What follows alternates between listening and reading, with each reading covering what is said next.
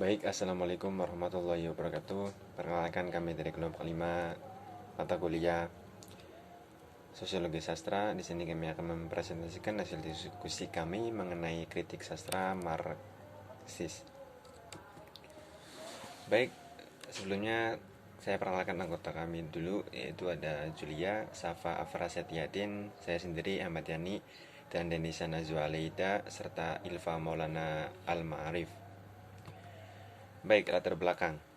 Sosiologi sastra sebagai suatu jenis pendekatan terhadap sastra memiliki paradigma dengan asumsi dan implikasi epistemologi yang berbeda daripada yang telah digariskan oleh teori sastra berdasarkan prinsip otomi sastra. Tujuan dari teori ini yaitu untuk memberikan pengertian, pemahaman tentang teori mimetik. Teori ini sangat berguna bagi kita dalam dunia pendidikan dan teori ini sangatlah dibutuhkan. Baik, selanjutnya akan dilanjutkan oleh rekan saya. Terima kasih. Perkenalkan, nama saya Julia. Di sini saya akan melanjutkan pembahasan tentang kritik sastra Marxis. Kritik sastra Marxis adalah kritik sastra berdasarkan teori-teori sosialis dan dialektis.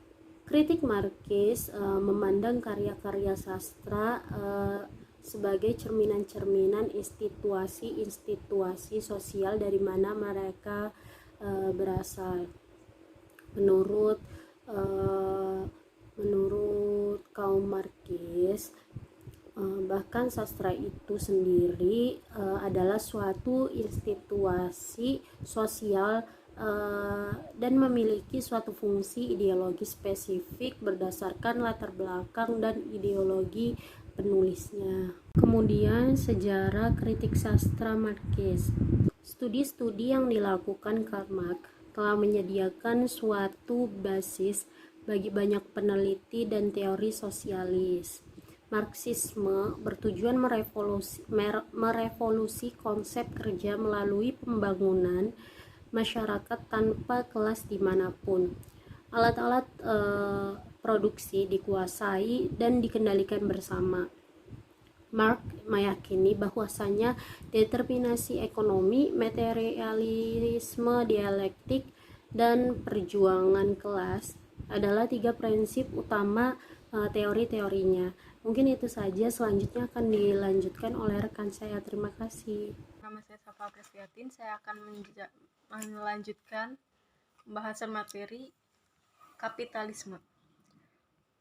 Melalui teori-teori ekonomi politik dan perjuangan kelas, demikianlah kritik sastra Marxis muncul.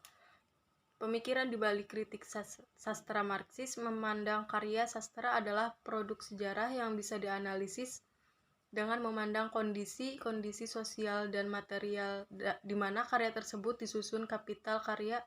Marxis menyatakan bahwa corak produksi kehidupan material menentukan semua proses kehidupan sosial, politik, dan intelektual. Bukankah kesadaran manusia yang menentukan keadaannya? Namun, sebaliknya keadaan sosial mereka yang menentukan kesadaran mereka. Sederhananya, keadaan sosial penulis menentukan jenis karakter yang akan berkembang, pemikiran-pemikiran politik yang ditampilkan, dan pernyataan-pernyataan ekonomi yang dikembangkan dalam teks tersebut. Selanjutnya adalah perkembangan kritik Marxis. Meskipun Marx dan Engels mengembangkan teori-teori sosialisme yang terperinci di pertengahan abad 19, namun teori sastra Marxis terdiri baru di sistematisasikan pada tahun 1920-an. Peristiwa ini mendorong perubahan dalam kepercayaan terhadap cita-cita sosialis di pemerintah dan masyarakat. Dalam tahun-tahun kemudian meyakinkan beberapa aliran Marxis menyangkut teori sastra kemudian dimodifikasi untuk mengakui bahwa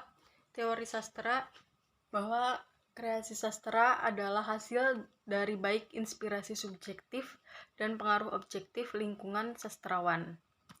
Oleh karena itu, teori-teori Marx saling menjalin dengan ideologi yang bangkit di gerakan Rusia Baru serta kemudian menyebar ke dunia. Baik, materi selanjutnya akan dibawakan oleh rekan saya. Wassalamualaikum warahmatullahi wabarakatuh. Nah, bismillahirrahmanirrahim. Alhamdulillahirrahmanirrahim. Saya Denisa Nazwa Aleida akan melanjutkan pembahasan yang dari teman-teman saya atau rekan-rekan saya, yaitu saya akan menjelaskan tentang perkembangan kritis Marxis. Nah, meskipun Marx and Engels mengembangkan teori-teori sosialisme yang terperinci di tengah-tengah abad, namun teori sastra Marxis tersendiri ini baru tersistemasikan pada tahun 1920-an. Nah, daya pendorongan terbesar tradisasi ini muncul setelah Revolusi Oktober tahun 1917 di Rusia. Peristiwa ini mendorong perubahan dalam kepercayaan terhadap cita-cita pemerintahan dan masyarakat. Sembari cita-cita ini berkembang, realisme sosialis kemudian diterima sebagai bentuk tertinggi sastra. Nah, suatu teori yang berbasis gerakan sastra yang menggambarkan dan mengagumkan perjuangan proletariat ini. Dan ini menunjukkan bahwasannya proletariat ada kemajuan dalam masyarakat dan juga pemerintahannya.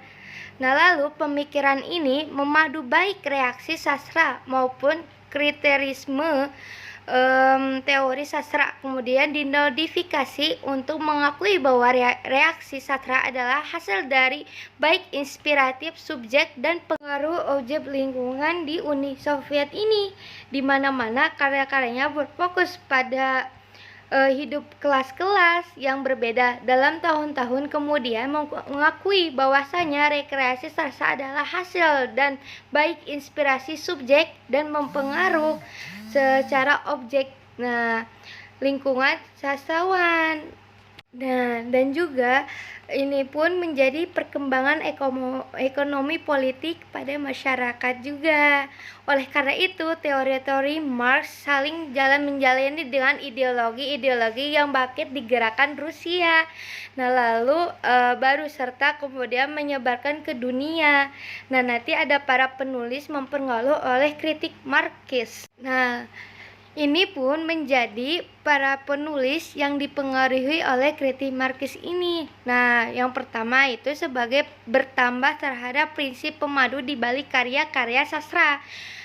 Walaupun ini berbasis komunis dan sosialis Rusia, Marxisme juga sangatlah dipengaruhi banyak penulis barat. Nah, seperti Richard Reed, Claude McKay, ini adalah orang-orang yang sangat dipengaruhi teori-teori Marxis dan sosialis pada zamannya, dan banyak jenis cerminan di tentara dalam karya-karya tulisan mereka juga. Lalu ada sastra sebagai cermin. Nah, gimana sih maksudnya sastra sebagai cermin? Nah, dalam Georges Uchas adalah seorang kritikus Marxis terkemuka yang berasal dari Hungaria dan penulis dalam bahasa Jerman. Lukas dipergunakan istilah cermin sebagai ciri khas dalam keseluruhan karyanya. Mencerminkan menurut dia berarti menyusun. Nah, maksudnya itu menyusun sebuah struktur mental. Nah, sebuah novel tidak hanya mencerminkan realitas ya, tetapi lebih dari memberikan kepada kita sebuah refleksi realitas yang lebih besar. Nah, dan juga dari itu memberikan kepada kita juga lengkap, lebih hidup dan lebih dinamik yang kemungkinan melampaui pemahaman umum sebuah karya. Ini pun tidak hanya mencerminkan fenomena individual secara tertutup, melainkan lebih merupakan sebuah proses yang hidup.